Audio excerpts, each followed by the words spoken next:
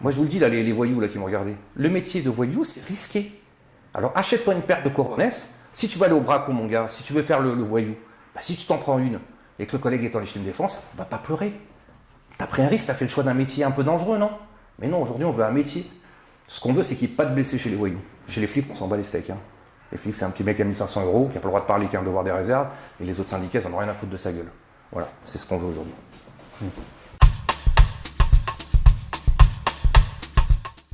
Donc Bruno Attal, bonjour. Bonjour. Tout d'abord, pouvez-vous vous présenter un petit peu rapidement?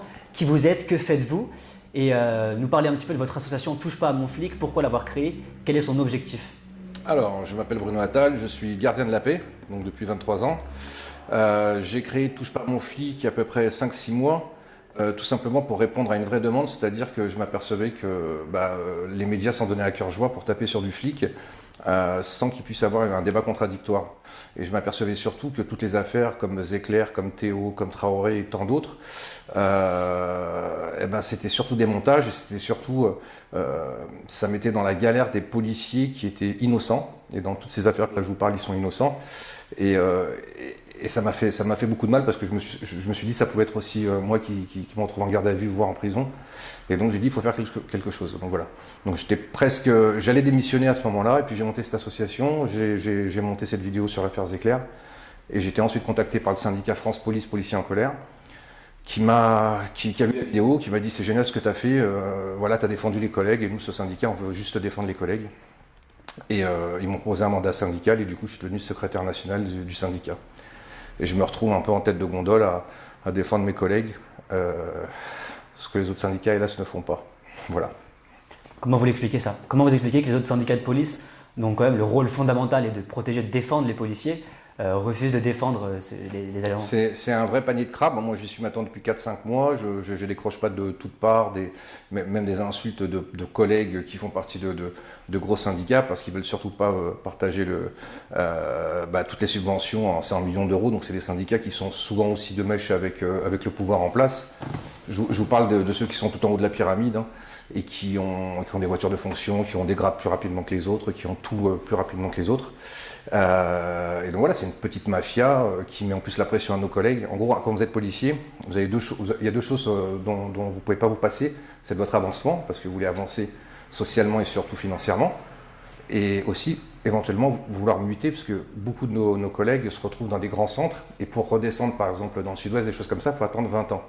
Et donc, ces syndicats-là ont la main mise sur les commissions pour envoyer nos collègues, soit pour les faire donc grimper, ou soit pour les envoyer. Donc du coup, ils se retrouvent, moi ça fait 23 ans, il n'y a pas un policier qui vous dira le contraire de ce que je vous dis. Hein. Et donc, ils nous font du chantage. Et ils nous tiennent comme ça en disant, écoute, tu te tais, puis tu payes ta cotise. Et si tu veux partir à Perpignan, si tu veux partir à l'autre tu te tais. Puis si tu veux pas prendre ton galon de brigadier, tu te tais. Les chantages. C'est exactement ça. Et donc nous, on arrive un peu là comme un cheveu dans la soupe. Et donc, on dit, non, maintenant ça va être fini. Enfin, j'espère que mes collègues vont se réveiller parce que il faut voter. Et puis, il y a même pas mal de trucs dans les votes. Nous, on a déposé des plaintes, par exemple, parce qu'il y a beaucoup de tricheries aussi dans les votes, puisque c'est des codes qui récupèrent. Enfin, c'est toute une magouille. C'est vraiment la mafia. Le syndicalisme et la politique. Moi, je découvre ça. Politique, je connaissais un peu d'hommes politiques. Je savais que c'était pas... voilà. Mais le syndicalisme, c'est bien pire. Ce sont que des gens... Je vous parle encore une fois de ceux qui sont en haut, je ne parle pas des petits syndicalistes qui essaient de se battre pour leurs collègues, mais dès qu'ils veulent prendre une initiative, on les freine tout de suite en haut.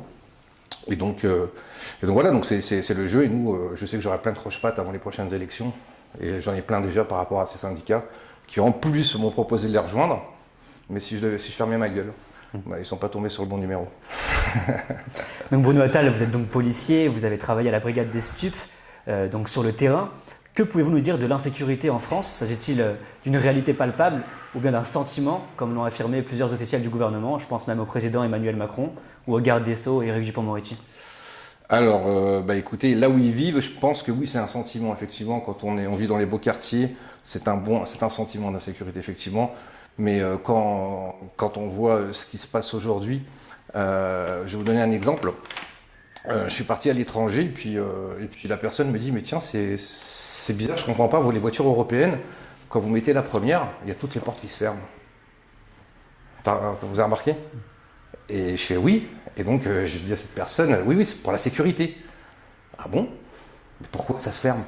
Parce qu'on pourrait nous attaquer. » Et la personne me dit « Mais vous vivez où? » Et voilà. Et finalement, les gens, enfin, les gens de mon âge, s'ils réfléchissent bien, moi, quand j'allais au supermarché, il n'y avait pas d'agent de sécurité avant. Quand j'allais à l'hôpital, il n'y avait pas d'agent de sécurité. Moi, ma mère, par exemple, elle me disait qu'elle pouvait sortir à minuit, 1h du matin, avec une jupe courte, il n'y avait pas de problème. Donc voilà, donc effectivement, il y a une vraie insécurité qui s'est développée. Il y a un vrai sentiment, et par contre, c'est pas un sentiment, c'est que c'est un laxisme total vis-à-vis de la petite délinquance, à qui on a laissé les quartiers, on les a laissés prendre des territoires de la République pour faire leur petit business, qui est à peu près sur le PIB, je crois que c'est 0,2, je crois que c'est 2 milliards d'euros.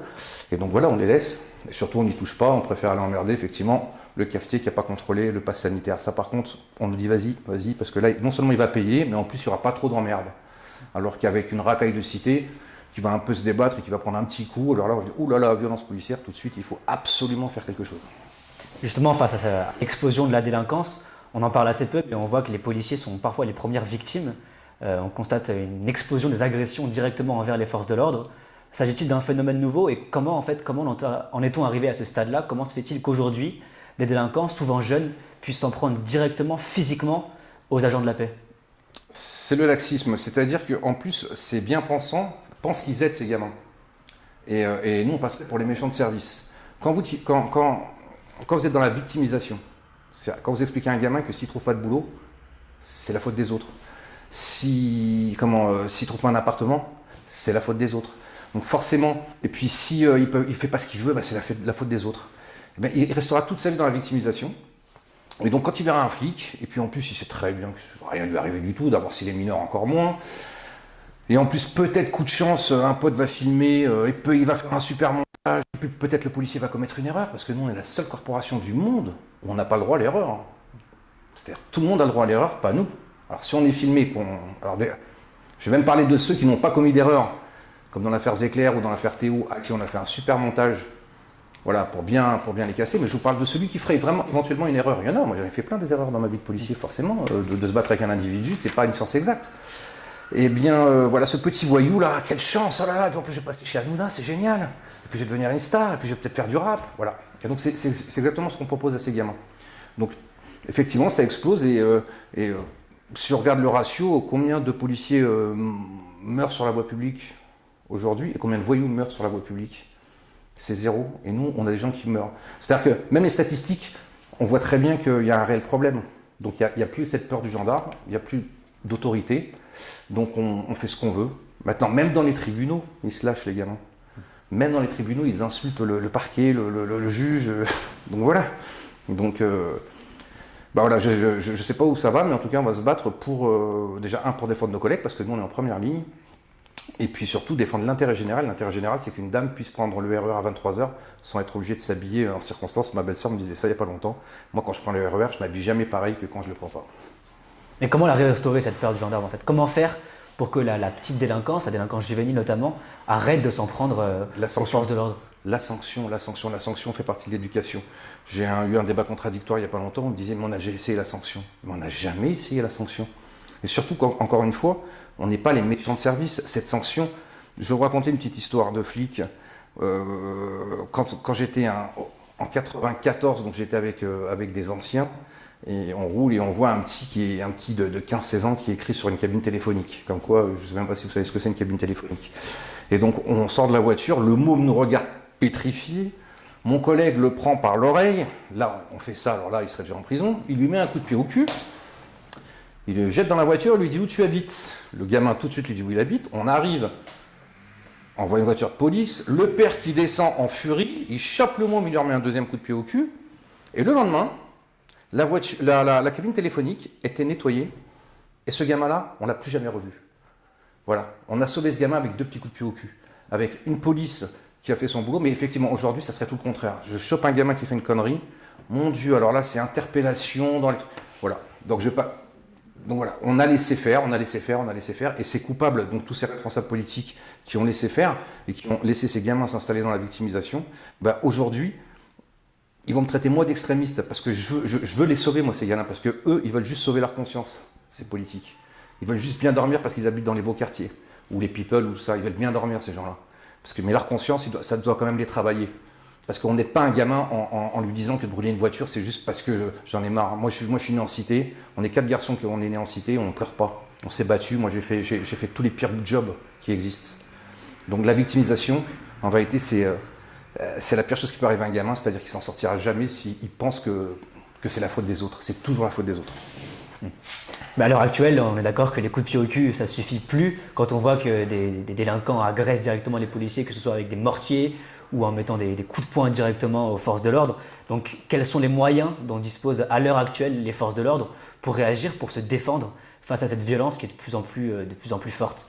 Nous déjà, nous on demande un changement immédiat et très rapide de la légitime défense parce qu'elle n'est plus adaptée aujourd'hui à ce qui nous arrive. C'est-à-dire que quand vous avez un gamin ou un adulte, parce que toujours, vous voyez, même moi je me fais prendre dans le jeu des islamo-gauchistes c'est des gamins, il y a un petit côté, oh le pauvre gosse, c'est un petit merdeux qui met ma vie en danger, c'est un petit merdeux qui a brûlé mon collègue il n'y a pas très longtemps.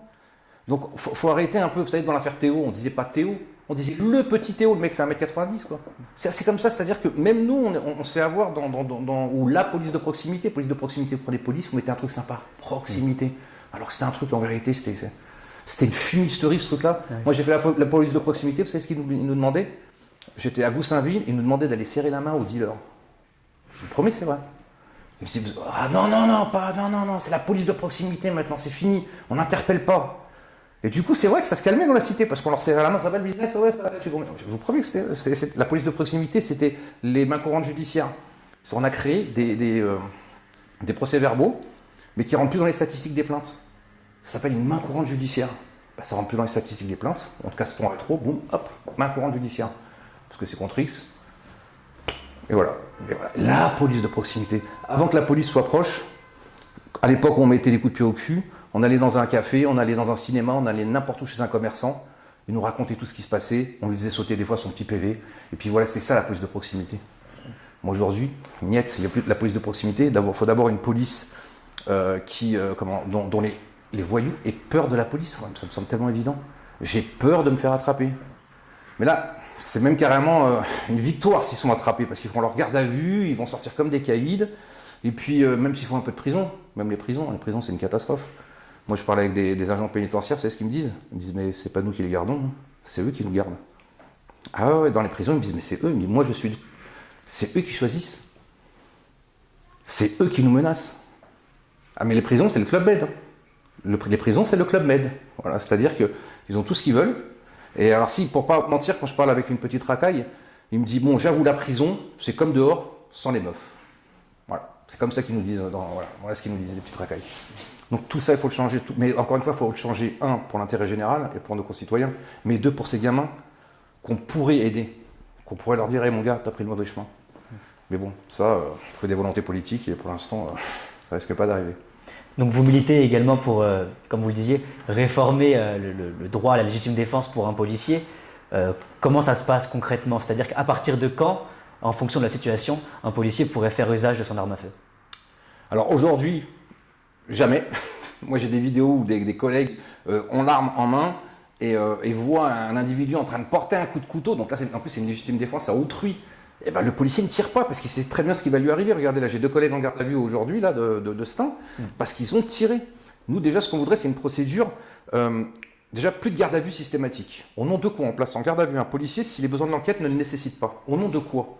Ces policiers qui sont là aujourd'hui à Stein en garde à vue, on les prend, on les auditionne, on leur demande de ne pas se concerter s'ils veulent, on leur demande des choses, et ensuite ils raccompagnent, ils doivent dormir chez eux. Ils doivent dormir à côté de leurs compagnes, ils doivent voir leurs enfants. C'est-à-dire que quand on a tiré, mais c'est violent psychologiquement d'avoir tiré. Imaginez d'avoir tué un homme, même la pire crapule.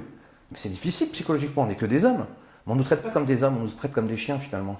Et donc voilà, donc nous déjà, on voudrait une réforme de l'IGPN aussi, parce que tout le monde pense que l'IGPN nous couvre, alors que l'IGPN, ils mettent les plus mauvais là-bas.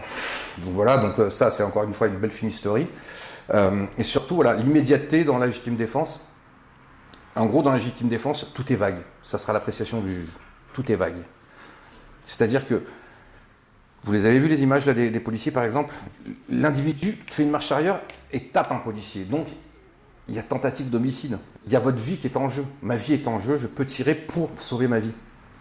Oui, mais bon, maintenant qu'il a tapé, bon, il est revenu. Mais merde, une demi-seconde une demi-seconde pour sauver notre cul, là. Ses collègues, ils avaient une demi-seconde pour sauver leur vie. Alors, effectivement, alors quand il y a Éric Masson qui meurt, alors là, on voit tous les officiels qui pleurent et qui disent « Ah, mais il est génial, Éric Masson. » Mais Éric Masson, il aurait tiré, ça se trouve, il sera au placard, là. C'est-à-dire qu'il y a deux poids, deux mesures. C'est-à-dire qu'on ne fait même pas le procès du délinquant, on fait le procès du flic. Et donc cette légitime défense, elle doit être réformée, mais le plus rapidement possible. Que le bandit en face sache que le métier de voyou est risqué. Moi, je vous le dis, là, les voyous là, qui me regardaient, le métier de voyou, c'est risqué. Alors, achète-toi une paire de coronets. Si tu vas aller au braco, mon gars, si tu veux faire le voyou, bah, si tu t'en prends une et que le collègue est en légitime défense, on va pas pleurer. T'as pris un risque, t'as fait le choix d'un métier un peu dangereux, non? Mais non, aujourd'hui, on veut un métier.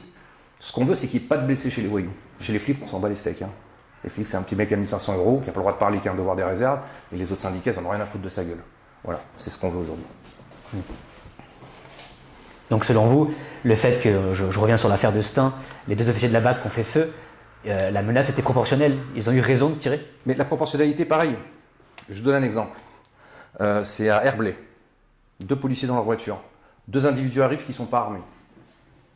Ils en découdent avec les policiers perdent la bagarre. Ils prennent l'arme des policiers et leur tirent dessus. Si les policiers avaient tiré, c'était pas proportionné, c'est 2 hommes à main nue. Nous on dit, dans mon syndicat, tout assaillant, tu veux en découdre avec un policier? Tu viens sur moi pour me porter des coups? Ben écoute mon gars, réfléchis bien. Alors on peut parler de sommation, on peut parler de tirer peut-être dans les jambes, on peut parler de tout ça, mais le policier qui n'a pas d'autre arme, il n'a pas d'autre moyen de se défendre que son arme s'il n'est pas habilité au taser, si il fait 1m70 et se retrouve avec 2 individus de 2 mètres. Eh ben, il faut qu'il puisse sauver sa peau. Et il faut surtout mettre dans la tête là, le crâne de ces voyous qui risquent leur peau. Et vous allez voir, ça fera du gagnant-gagnant. C'est-à-dire en face, ils ne toucheront plus à un flic. Et ça sauvera des vies chez les flics et ça sauvera aussi des vies chez eux. Voilà, donc ce laxisme en vérité, il tue. Donc encore une fois, il faut défendre les policiers. Les policiers, c'est des pères de famille, des mères de famille qui pour un travail, un salaire de misère, se battent pour l'intérêt général. Donc c'est eux qu'il faut défendre. Et donc voilà, donc cette légitime défense, elle est inadaptée. C'est juste à l'appréciation d'un juge, est-ce qu'il aurait dû, est-ce qu'il aurait fait? Mais viens, là les contradicteurs, venez savoir ce que c'est que d'avoir une demi-seconde pour réfléchir, pour sauver ta peau. Entre la peur, l'effet tunnel, ils ne savent pas ce que c'est. Il n'y a pas un policier qui se lève le matin qui se dit « Tiens, je vais tuer quelqu'un aujourd'hui ». Ça n'existe pas. Donc il faut absolument changer ça. Et nos politiques, de toute façon, voilà, il y avait Éric Masson, les syndicats majoritaires, ils sont 4. Ils ont dit on fait une intersyndicale, ils sont mis à 4. C'est ceux qui prennent le pognon. Hein. Les 4 qui prennent du pognon en millions d'euros, qui ont des immeubles et tout. Hein, Ils ont fait 4, ils ont dit c'est une intersyndicale. Et puis ils n'ont pas invité les petits syndicats. Ben non, parce que voilà, ils ont pleuré, blablabla. Et qu'est-ce qui s'est passé depuis Éric Masson?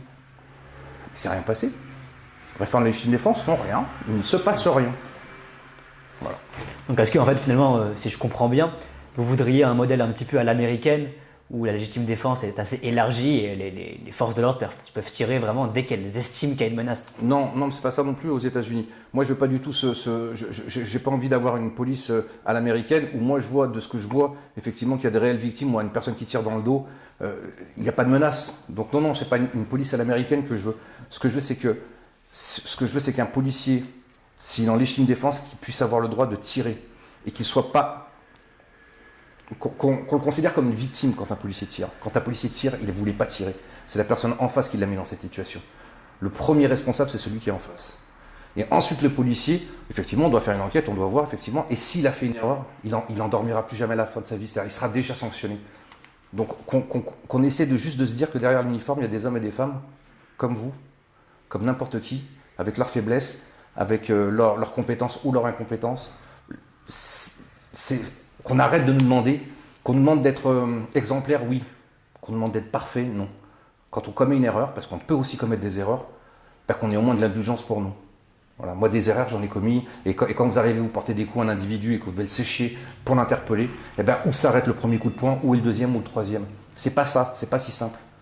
Alors effectivement, quand on le filme avec un téléphone, qu'on fait les bonnes coupures, et puis voilà, ça effectivement c'est très simple à dire que lui il est méchant, c'est un méchant policier. Les violences policières, c'est à la marge, ça n'existe pas les violences policières. C'est un bon slogan qu'ils nous ont trouvé. Mais dans ma carrière en 23 ans, je beau réfléchir, je me vois pas une fois un collègue mettre un coup, des coups illégitimes Alors effectivement, dans la bagarre, dans le truc, voilà, on arrive, boum, boum, on peut, voilà, et puis il y en a toujours un qui le retient l'autre, voilà, mais c'est comme si c'était une science exacte. On nous explique que c'est une science exacte. Non, c'est pas une science exacte. Et de toute façon, ceux qui veulent nous expliquer, hein, comme la clé d'étranglement, ceux qui veulent nous expliquer, ils ont jamais marché en banlieue parisienne. Ils marchent sur les trottoirs du 7e, ces gens-là. Ah, ils sont dans les beaux ministères. Mais moi, je leur demande qu'ils m'invitent, qu'ils viennent me montrer comment ils font sans clé d'étranglement. Aujourd'hui, quand on va se battre avec un individu, on doit tout de suite penser à pas lui faire du mal à lui. C'est le premier truc. Mais vous rendez compte de cette inversion des valeurs? Il ne nous protège pas, ce gouvernement ne protège pas, et le précédent ne nous protégeait pas, et celui d'avant non plus. Ce sont des gens qui sont hors sol. Voilà. Par contre, de surarmer leurs services de sécurité, parce que service de protection de votre personnalité, je peux vous dire qu'ils ont 2 armes. Ah, eux, ils sont surarmés pour les défendre. Donc là, par contre, ils n'y voient pas d'inconvénient. Le Mélenchon qui veut nous désarmer, j'espère qu'il arrivera au pouvoir, mais si un jour il arrive au pouvoir, M. Mélenchon, ben, j'espère que votre service de sécurité ne sera pas armé. Parce qu'il n'y a jamais eu de demande en service de sécurité de la présidence, me semble-t-il. Donc, il ne devrait pas être armé. Mais y a-t-il pas quand même un problème de formation directement en école de police? On voit souvent sur des vidéos d'interpellation que les policiers sont obligés de se mettre à 3, 4, voire 5 contre un seul individu pour réussir à l'arrêter, à l'immobiliser et à l'interpeller. Comment cela se fait-il? Non, mais c'est des techniques enseignées à l'école de police. C'est-à-dire que c'est bizarre cette question, parce qu'en réalité, cette question, c'est vraiment, ça prouve que vous ne savez pas ce que c'est l'interpellation. Plus on sera en sécurité, et plus l'individu interpellé sera en sécurité. C'est-à-dire que ce n'est pas un combat de gladiateurs. Moi, je ne suis pas une racaille qui veut savoir si je suis plus fort que l'individu en face. Ça ne m'intéresse pas de savoir si je suis plus fort physiquement. Moi, je suis là pour interpeller un individu. Moi, ça m'est déjà arrivé de voir un individu qui est un peu carré. Je pensais que je pouvais le maîtriser comme je voulais, mais j'ai quand même appelé des renforts. Pourquoi je vais me prendre... Pourquoi je vais prendre un risque sur mon intégrité physique? Cet individu vient de commettre un délit, j'attends des renforts, j'interpelle, voilà. Mais non, c'est pas du 1 contre 1, justement. Dans les médias, j'entends souvent ça. Sur l'affaire Zecler, là, c'était Bourdin, vous savez, le grand intellectuel, le journaliste intellectuel, qui disait à Linda Kebab, aussi une grande déléguée syndicale qui parle très bien. Pour parler, elle parle très bien. Après, bon, derrière, il n'y a pas grand-chose. Mais bref. Et qui lui expliquait, il dit, dans l'affaire Zecler, à 3 contre 1. C'est-à-dire, dans l'inconscient collectif, 3 contre 1, c'est un policier, quand il doit interpeller, il doit être à 1 contre 1. C'est ce qu'on nous explique. Comment ça? Mais moi, je ne suis pas rentré dans la police pour me battre avec les gens. Moi, je suis rentré dans la police pour sur la sécurité des personnes et des biens, et donc ma sécurité aussi. Ah, mais c'est à 3 contre 1. Ouais. Imaginez cette bêtise, quoi. Comment on peut... Non. Interpeller un individu, c'est très compliqué. Qui ne veut pas se laisser faire, c'est très compliqué. Donc il y a des techniques, effectivement, on nous enlève à chaque fois des techniques, donc bientôt c'est avec des roses. Moi je pense que la nouvelle technique du prochain gouvernement, ça sera avec une rose, laisse-toi interpeller. Ben voilà. Ça, c'est assez... Mais c'est laquelle la technique la plus efficace pour interpeller un individu? Il n'y en a pas, c'est-à-dire que ça va être sur le moment même. D'accord. C'est-à-dire le mec peut être... La clé d'étranglement, je trouve que c'était la meilleure parce que c'est celle où on peut maîtriser, où on peut y aller, mais c'est dangereux. C'est-à-dire que la violence, c'est dangereux. Et là, nos politiques découvrent que la violence, c'est dangereux. Il y a des matchs de judo où il y a des morts. Il y a des matchs de boxe où il y a des morts. Il y a le rugby, boxe. Il y a des morts. Est-ce que c'est une science exacte? Non. Celui qui résiste à la police, celui qui agresse la police, c'est lui, c'est sa responsabilité à lui ensuite de se retrouver dans une situation où le policier doit utiliser la force strictement nécessaire, je suis d'accord. Mais est-ce qu'on croit que c'est un... Comment ça s'appelle qu'on a un tuto où on dit « Ah bah c'est comme ça, c'est comme ça ». Non, on est là, on est en train de se chiffonner avec un gars, puis on le tient, et puis voilà, et puis boum. Ben ouais, mais vous savez, 99% de nos concitoyens, ils savent très bien que s'ils respectent la police, ben ils n'auront pas de problème. Alors il y a des flics cons, hein. Je suis pas passé pour le savoir. Mais il y a des flics cons, ok. Ben, moi, quand j'ai un garagiste con, ben, je prends sur moi. Ben, quand il y a un flic con, on prend sur soi. Et puis voilà, c'est comme ça. Et puis si on n'est pas d'accord, ben, on écrit au procureur de la République. On écrit, voilà, c'est aussi simple que ça. Mais si on veut en découdre avec un policier, il y a 30 ans, jamais personne pensait qu'on peut en découdre avec un policier. Aujourd'hui, c'est quelque chose de normal. Avec Mélenchon, hein. Enfin, Mélenchon, carrément, il pousse, machin. Enfin, le gars commet une infraction devant la... Et vous lui posez la question, il va vous dire que non. Hein. Il va vous dire que c'est police politique, quoi. Si on estime que le policier a mal fait son boulot et qu'on est, qu'on est victime, monsieur l'agent, je déposerai plainte contre vous. Vous m'interpellez, il n'y a pas de problème, monsieur, je vous suis. C'est aussi simple que ça. Hein. Vous évoquiez tout à l'heure l'IGPN, j'aimerais qu'on y revienne. On voit à gauche, à droite des accusations selon laquelle l'IGPN couvrerait en permanence les policiers, qu'il y aurait une véritable indulgence envers les policiers qui sont dans des affaires d'interpellation un peu violentes. Qu'en est-il réellement? C'est une belle fake news. Mais par contre, ils ont gagné. Je pense que les gens qui disent que l'IGPN couvre les policiers, ils ont gagné. C'est-à-dire que, effectivement, comme c'est assez opaque, on peut croire que l'IGPN nous couvre. Alors que l'IGPN est d'abord aux ordres du gouvernement. Et le gouvernement, c'est lui qui décide. Parce que nous, on a une sanction administrative et une sanction pénale. Et donc, c'est le même policier qui va faire ça. Donc, moi, je veux dire qu'il y a une grosse partie de l'IGPN avec laquelle je ne suis pas très copain. Pourquoi? Tout simplement, c'est parce qu'on met les plus mauvais. Alors, il y a une partie de l'IGPN, j'en parlais avec un pote à moi, mon meilleur ami, qui me disait non, mais moi j'ai bossé avec l'IGPN, qui font des filoches et tout ça, et qui essaient d'attraper les crapules dans la police, qui font des magouilles, tout ça. Il me dit ça, c'est une vraie police d'investigation. Mais tous ceux là qui aiment bien nous faire la peau, là, en réalité, c'est des flics. C'est le service, c'est des flics, ils n'ont jamais attrapé un voyou. Ils n'ont jamais attrapé un voyou, alors on les fout là-bas. Bah, ils vont se faire du flic, ils sont super contents. Vous savez, dans une grosse boîte, il y a toujours le petit chef, celui qui sait mieux que tout le monde, là. Vous allez par exemple à l'IGPN, ils sont tous majors, c'est le grade le plus haut. Ils sont tous majors. Ben oui, toute leur carrière, elle s'est bien passée, hein, ceux-là. Hein. Puis ils arrivent, et puis sur l'affaire Zecler, ils n'arrivent même pas à voir que les collègues sont enfermés. Ah, ils leur ont mis la pression, certainement, à mes collègues, sur l'affaire Zecler. Ah, ils ont joué les caïds, hein, les collègues de l'IGPN. Hein. Ah non, non, moi je veux bien une réforme, hein. Mettez-moi ce que vous voulez, mais mettez déjà des flics impartiaux, parce que eux, ils ont tellement l'habitude d'avoir le doigt sur la couture. J'ai un collègue qui était dans l'affaire Rodriguez, celui qui a perdu son œil, et il entendait au téléphone le commissaire là, de l'IGPN qui disait oui, c'est bon, il va avouer, vous inquiétez pas, oui, il va avouer. Bah oui, il y a de là-haut, il disait oh putain, c'est Rodriguez. Alors que le mec il est innocent en plus. Le mec est innocent. D'ailleurs, je voudrais m'adresser à M. Rodriguez, ça serait bien de présenter vos excuses, M. Rodriguez, au tireur du LBD. Parce que maintenant, c'est officiel, c'est pas lui qui vous a tiré dessus. Pourtant, vous l'avez accusé, monsieur Rodriguez. Vous avez accusé un innocent. Il était placé en garde à vue, il a été sanctionné, ce policier. Mais oui, mais ce policier est innocent, il ne vous a jamais tiré dessus, monsieur Rodriguez. Mais non, mais on s'en fout, c'est un policier. On l'a accusé à tort, il a été en garde à vue, il a été sanctionné, il a été suspendu, il est mis en examen. Ah, mais c'est un flic. Ah, ben c'est un flic, on s'en bat les steaks, voyons. De toute façon, il n'a même pas le droit de parler. Pourquoi on va s'en foutre? Voilà. Mais vous évoquez quand même les manifestations des Gilets jaunes. Je suis obligé d'intervenir. Y a-t-il pas eu comme une violence un petit peu disproportionnée dans la répression de ces manifestants? Il y a eu de nombreux éborgnés, de nombreux blessés, des gens gazés, des gens tapés à coups de matraque. On peut se poser la question justement, vous évoquez le 2 poids 2 mesures par rapport au pass sanitaire. N'y a-t-il pas un 2 poids 2 mesures aussi quand il faut réprimer des manifestations comme ça et quand il faut intervenir en banlieue? Alors, déjà, moi j'en ai assez qu'on parle des éborgnés. Il y a 32 éborgnés, il n'y a pas 32 victimes. Là-dedans, il y a des black blocs, hein. Il y a des violents, il y a des radicalisés. Donc chaque affaire est différente. D'accord? Alors, peut-être sur certaines affaires, il y a un connard de flic. Peut-être. Et peut-être pas. Et peut-être il y a 32 connards de flics. Peut-être. Chaque affaire est différente. Il faut laisser la justice bosser. Maintenant, encore une fois, je ne me vois pas un collègue le matin se lever en disant tiens, je vais éborgner un mec. En plus, c'est même pas le LBD. Il y a beaucoup de brigades de désencerclement qui ont été données à des policiers qui n'étaient pas adaptés pour le maintien de l'ordre, mais plutôt pour l'insurrection. Donc on a mis dans les mains de nos collègues des grenades qui n'étaient pas adaptées.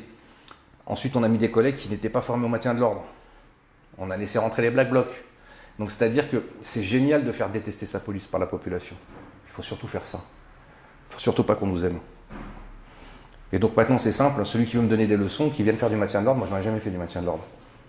Mais se retrouver avec 50 gars qui vous foncent dessus, vous avez un flashball dans les mains, ben je ne sais pas comment ça se passerait. Alors encore une fois, chaque enquête, s'il y a des collègues qui ont fauté, ils seront sanctionnés.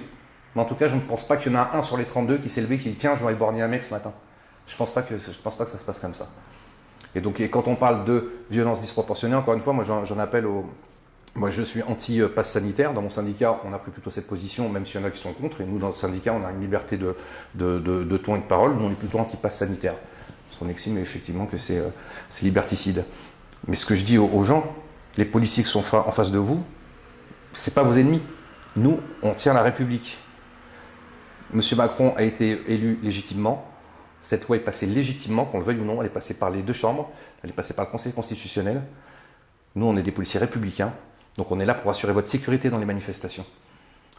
Alors donc, il faut faire très attention, écoutez les policiers, n'essayez pas d'invectiver les policiers, n'essayez pas de... Voilà, écoutez, dispersez-vous, et surtout quand vous voyez des Black Blocs, parce que les Black Blocs, ils vont revenir. Ne vous inquiétez pas que pour étouffer ce mouvement comme les Gilets jaunes, il va falloir qu'il y ait de la casse. Barrez-vous, les antipasses. Les gens bien comme les premiers Gilets jaunes, les papis, mamies sur les ronds-points, barrez-vous quand vous voyez de la casse, c'est dangereux. Vous êtes les boucliers de ces racailles. Barrez-vous, laissez les policiers intervenir, si on nous laisse intervenir. Parce que bien sûr, c'est quand même politique. Enfin, Bruno Attal, j'aimerais terminer avec une question d'un problème dont on parle assez peu, malheureusement, dans les médias. C'est les cas de suicide chez les fonctionnaires de police. On note quand même une véritable résurgence des suicides chez les policiers depuis quelques années maintenant. Comment vous l'expliquez? Comment vous expliquez que des hommes et des femmes au sein de l'institution policière puissent mettre fin à leur jour?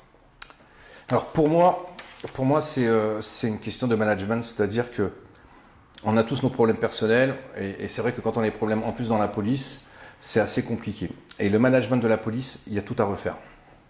Il y a tout à refaire. Un policier peut se retrouver très très facilement isolé. Je vais vous donner un exemple. Moi j'ai un major, on a un groupe WhatsApp ou c'est un autre support, et qui met par exemple, qui envoie, qui dit pour ceux qui sont malades, faites attention, parce que du coup on va être obligé de rappeler des collègues à vous. Donc celui qui a envie pardon, c'est même pas lui qui a envie, c'est son médecin qui lui dit là vous n'êtes pas très bien en ce moment, levez le pied, n'y allez pas, je vais vous arrêter. Cette hiérarchie va tout faire pour dire à ses collègues, regardez, lui il en aurait maladie. Vous voyez ce que je veux dire, on a besoin de ses collègues, donc du coup il va venir bosser, puis il va pas être bien, et puis il a ses problèmes familiaux, il a tout ça. Et tout ce management-là est mal foutu. Ils n'ont pas compris que les grandes entreprises américaines ont compris qu'un employé qui est bien dans son boulot, il sera beaucoup plus rentable, il sera beaucoup plus productif. Aujourd'hui, quand vous allez dans un commissariat, c'est crasseux. Nos conditions de travail sont déplorables. On a des ordinateurs qui ont 20 ans. On a des bagnoles. Il y a M. Darmanin, il est adorable, M. Darmanin. Il tweet parce qu'il nous achète des voitures neuves. On en est là. On a acheté des voitures neuves à la police. Vous avez déjà vu une administration qui se vante d'acheter des voitures neuves à son administration? C'est normal de nous acheter des voitures neuves. Mais on travaille tellement dans des conditions dégueulasses, dans des locaux dégueulasses, en plus la pression... c'est la pression de notre hiérarchie qui est la plus difficile aussi à gérer. Hein, parce qu'ils ne nous couvrent pas. Quand je dis couvert, c'est pas essayer de cacher quelque chose. C'est-à-dire que si je commets une erreur, on va pas me dire Bruno, putain, t'as déconné, voilà, par exemple, sur ce truc-là, t'aurais pas dû faire comme ça, ton PV, tu l'as mal fait, voilà, t'as fait une erreur. Non, c'est pas. Tout ce management-là, avec une hiérarchie très verticale, parce que nous, on a 3 corps, on a le corps des gardiens de la paix, des officiers, des commissaires. Un commissaire, il a 25 ans, 26 ans, il sort d'école. Et moi, quand je le vois, je dois me lever, je lui dire mes respects, monsieur. Mais il ne sait même pas s'essuyer tout seul. Donc voilà, on nous met des gamins de 26 ans, 27 ans qui vont nous donner les ordres, ils ne savent même pas. Donc voilà, moi je suis plutôt, alors je n'en ai pas parlé avec mon syndicat, mais je suis plutôt pour une police à l'américaine, où effectivement là, vous commencez gardien de la paix, vous savez ce qu'est le métier de gardien de la paix, vous avez ces sensations-là, et puis les meilleurs vont monter, et puis ensuite arriver en haut. Mais là, on nous prend quoi? On nous prend des bacs plus 6. Vous savez comment ça fonctionne, un commissaire? Un commissaire, il pensait combien il prend de pognon, de primes? Des 30 et 40 000 euros par an. De primes? Ouais, parce que et il est bien payé, hein, parce que chaque statistique qu'il va remplir, il aura sa prime. Donc il nous mettra la pression à nous. Et tes stats là. Et moi je veux ça. Et puis je veux des mises à disposition. J'en veux. Parce que quand la semaine prochaine il y a la réunion, il y a tous les commissaires autour et tu as le préfet qui dit alors là, vous en êtes où avec vos statistiques? Voilà, c'est comme ça. Et nous, on nous met la pression. Donc tout ce management-là, il n'est pas pour l'intérêt général. Et si demain un ministre de l'Intérieur arrive et nous dit ok, on va changer ces techniques de management, il aura les résultats dans combien de temps? Dans 3, 4 ans, 5 ans. Donc il ne pourra même pas s'approprier un truc bien. C'est ça la politique d'aujourd'hui. C'est qu'il faut des résultats tout de suite. Donc c'est pour ça que je vous dis, de voir autant de suicider chez nous et de voir que les autres syndicats n'ont rien à foutre, parce qu'ils font quoi pour nos collègues? Enfin, dans l'affaire Zecler, ils osent même pas se prononcer. Ils disent rien. Personne. Qui connaît Linda Kebab? Au début, je lui ai envoyé des messages, je lui ai dit, mais prononcez-vous. Enfin, putain, c'est des petites gens, c'est des mecs qui sont dans la merde. L'affaire Théo, le collègue de l'affaire Théo. L'autre, c'est une crapule, il a tabassé mes collègues. Il a dit qu'on lui avait mis dans l'anus, on ne lui a pas mis dans l'anus. Il a menti sur les procès-verbaux. Il a pris Dupond-Moretti comme avocat qui est venu. Notre syndicat, on a déposé plainte. Ils sont où les autres syndicats pour nous aider à déposer plainte contre Dupond-Moretti, qui a quand même violé le secret de l'instruction, qui a violé le secret professionnel, qui a diffamé la police, qui a porté atteinte à la présomption d'innocence. Ils sont où les autres syndicats? Vous savez où ils sont les autres syndicats? Ils vont essayer de me faire des croche-pattes pendant 1 an, avant les élections. Ils ont commencé à fouiller dans mon dossier, les autres syndicats. C'est un panier de crabes. Donc voilà.